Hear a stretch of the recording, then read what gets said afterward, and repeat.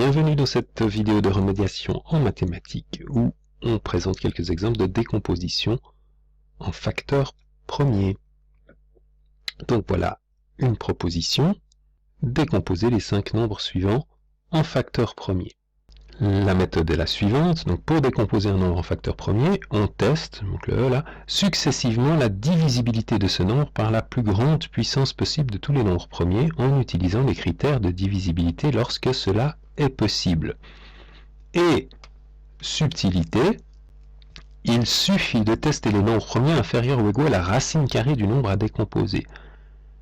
Alors on verra en particulier dans l'exemple E, une illustration de cette dernière remarque peut être très importante. Une petite vidéo essaye d'expliquer pourquoi il suffit de tester uniquement jusqu'à la racine carrée du nombre à décomposer. Si ça vous paraît trop compliqué ou pas utile dans votre contexte, ne vous cassez pas la tête avec ça. Alors voilà, on va tester maintenant la décomposition, on va obtenir la décomposition de ces 5 nombres en facteurs premiers.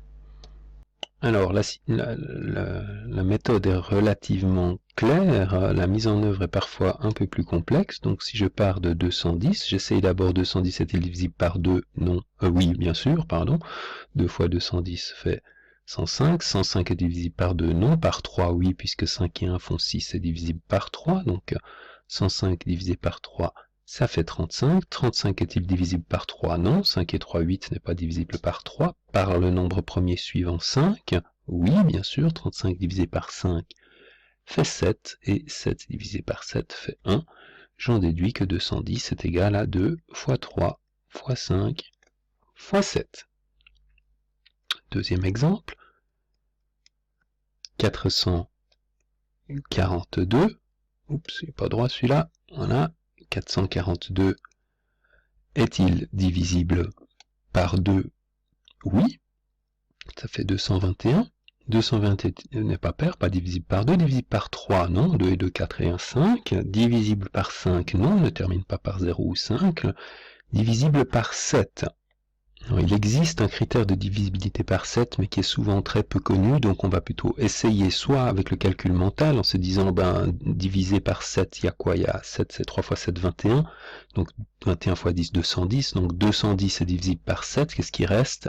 221 moins 210, ça fait 11, 11 n'est pas divisible par 7, donc ce nombre n'est pas divisible par 7, autrement vous vous aidez de la calculatrice, donc 221 n'est pas divisible par 7, je passe au nombre premier suivant, je vais à 11, 221 n'est pas divisible par 11, je vais jusqu'à 13, et là, on se rend compte, c'est un peu méchant comme ça, mais que 221 est bel et bien divisible par 13, et c'est égal à 13 fois 17, qui lui-même est un nombre premier, donc l'algorithme est fini, 442 est égal à 2 fois 13 fois 17, donc déjà un niveau de difficulté qui s'est un petit peu élevé.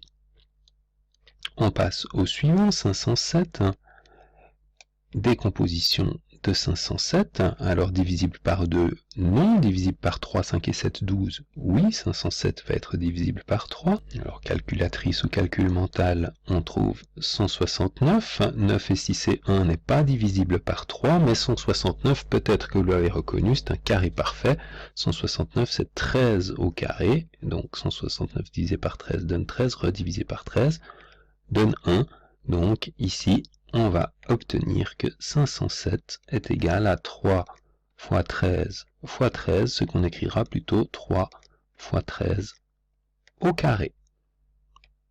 Exemple suivant, 2310 que nous cherchons à diviser, à décomposer en facteur premier, donc bien sûr il est divisible par 2.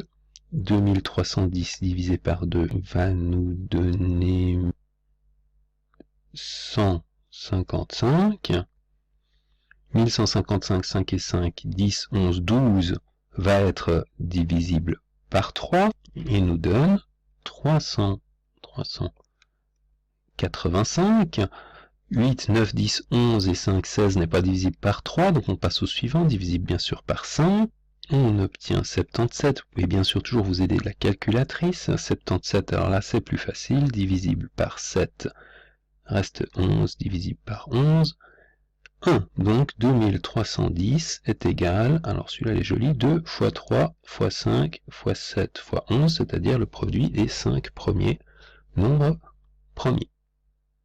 Et enfin, le dernier, 331, est-il divisible par 2? Non. Par 3? Non. Par 5? Non. Par 7? Non. Si on essaye, par 11, on essaye aussi, ça ne marche pas. Le nombre premier suivant est 13, ça ne marche toujours pas. 17, toujours pas.